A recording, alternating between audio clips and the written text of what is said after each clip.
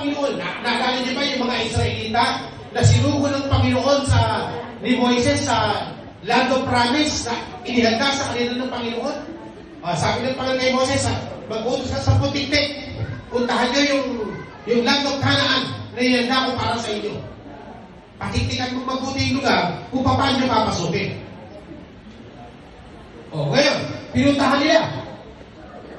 Puro negatibo sinasabi. Sabi ng Bilang 40:28, sabi ng Moises, kung ano ang narinig kong pinag-uusapan ninyo, yun ang gagawin ko.